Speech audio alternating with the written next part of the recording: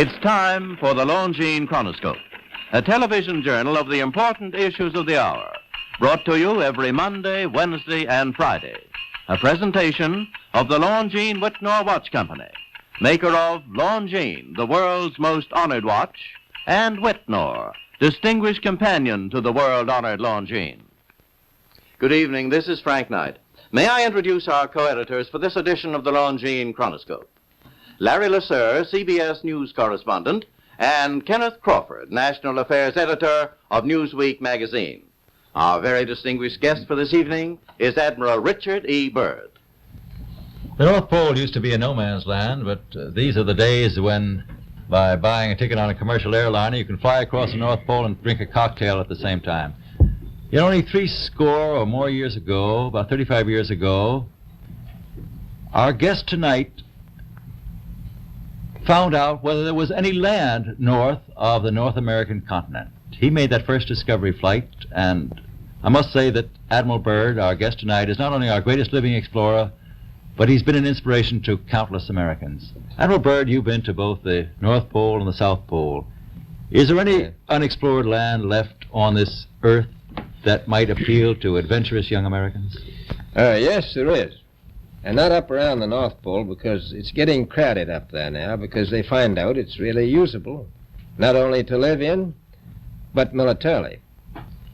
But strangely enough, there's left in the world today an area as big as the United States that's never been seen by a human being.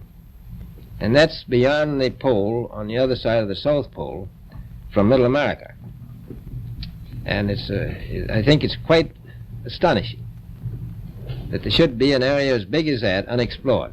That's a tremendous So challenge. there's a lot of adventure left down at the bottom of the world. Well, Admiral, do you hope to see that?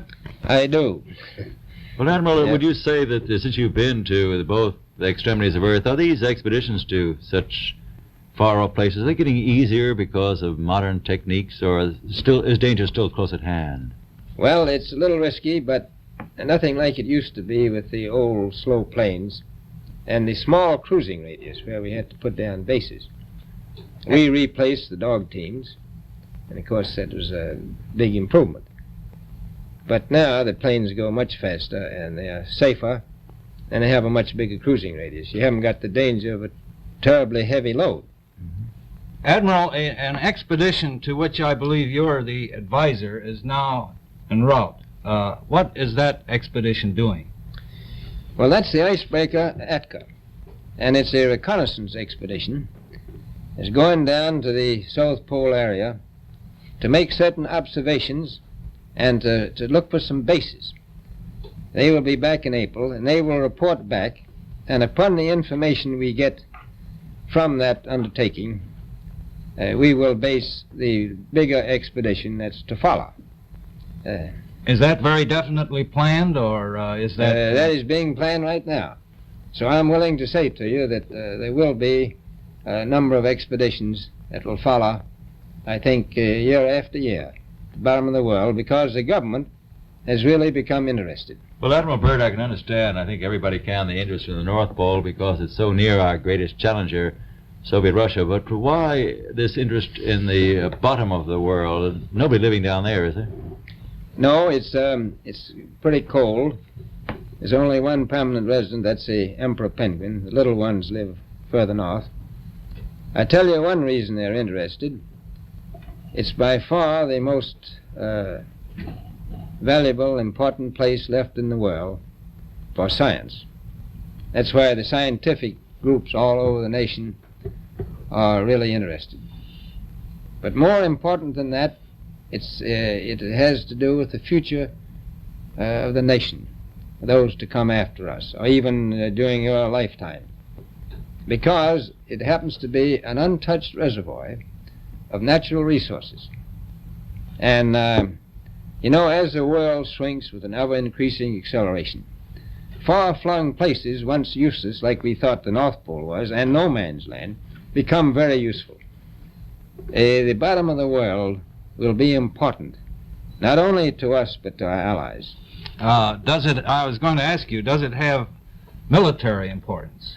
It has some, and as the world shrinks, it will continue to shrink with an ever-increasing acceleration. thus bringing these places closer. And in the future, I can see a time when it will be very, very important strategically. Well, has the development of air power increased the strategic importance of places like the very much Parma so. Peninsula, we'll say? Very much so.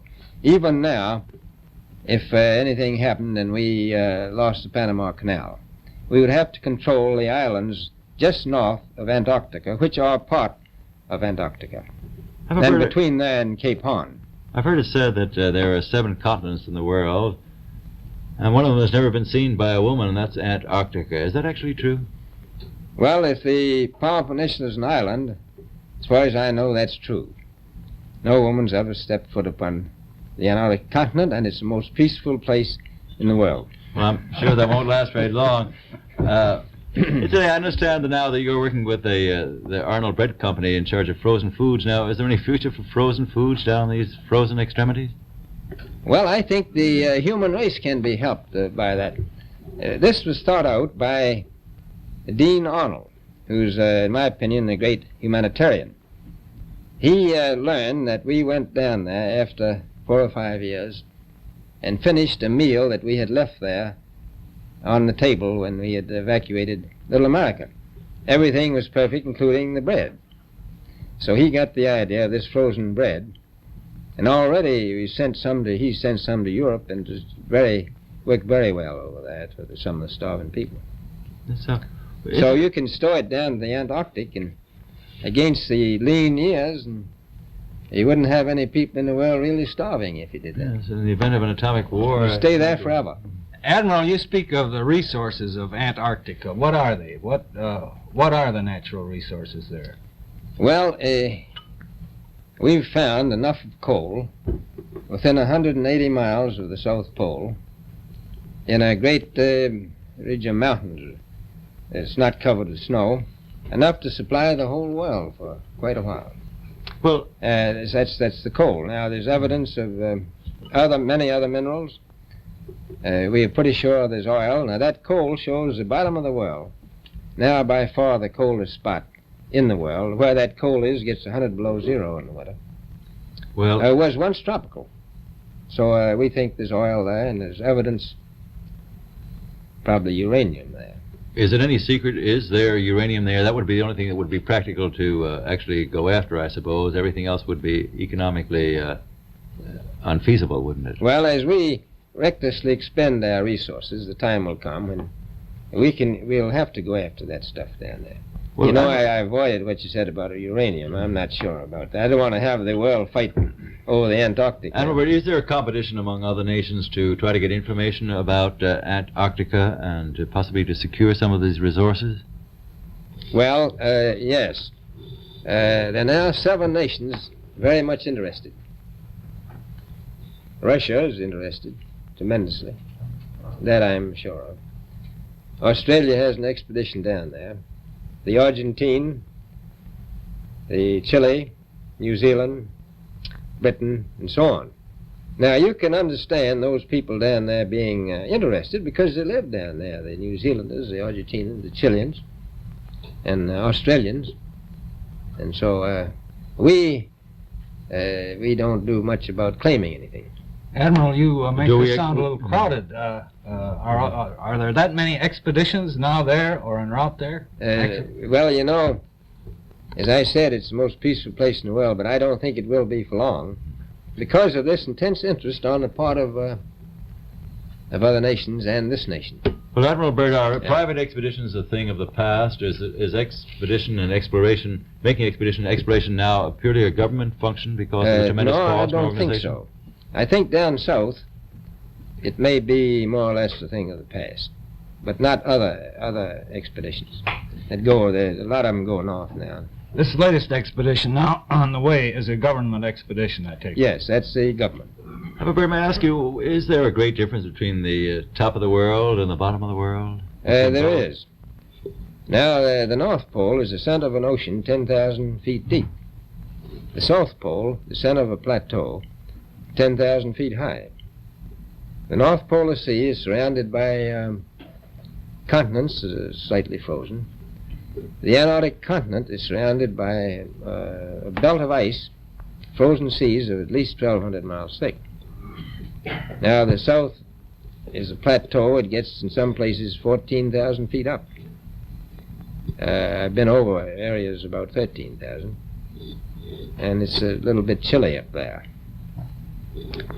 So there's that big difference between the top and bottom of the world. The north really isn't very cold up there on the Arctic Ocean. Not compared to the south. Admiral Byrd, we often hear it said that our young Americans now aren't as hardy as their forefathers. Do you think that Americans do measure up to the standards, the physical standards and morale standards of the past? I do.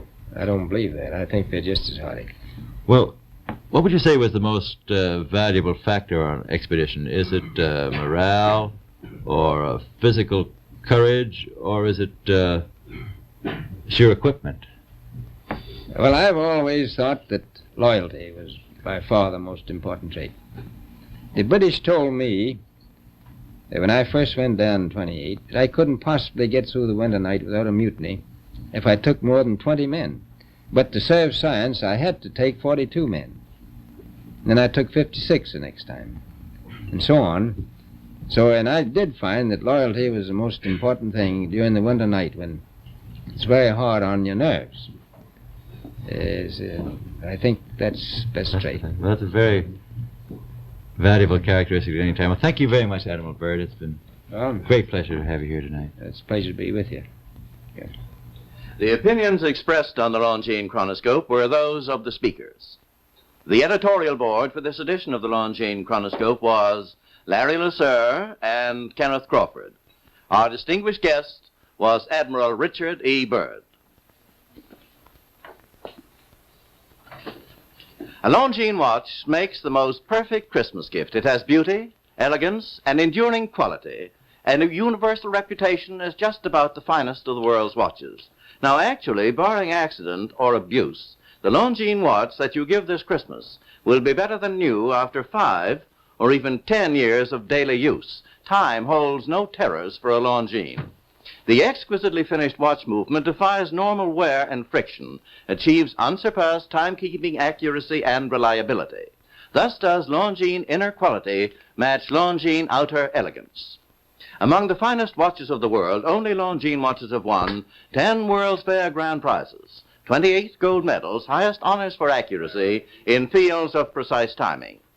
Cased in precious metals, styled in the best of good taste, a Longines watch is a joy to own, an enduring symbol of your affection, the perfect Christmas gift. Yet, you may buy and proudly give a Longines watch this Christmas for as little as $71.50. Visit your Longines Whitnor jeweler agency and make your selection. Longines, the world's most honored watch, the world's most honored Christmas gift. Premier product of the Longines Whitnor Watch Company. Since 1866, maker of watches of the highest character.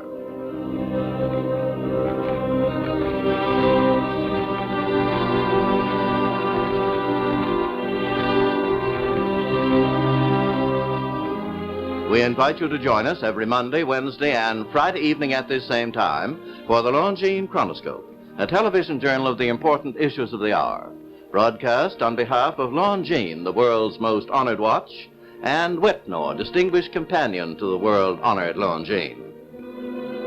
This is Frank Knight, reminding you that Longines and Whitnor watches are sold and serviced from coast to coast by more than 4,000 leading jewelers who proudly display this emblem. Agency for Longines Whitnor watches.